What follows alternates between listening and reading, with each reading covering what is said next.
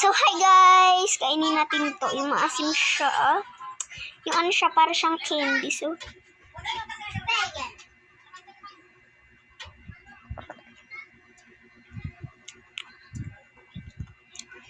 asim na.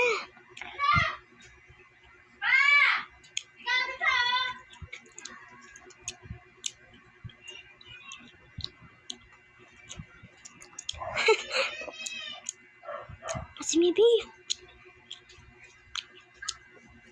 Yummy. Asim talaga.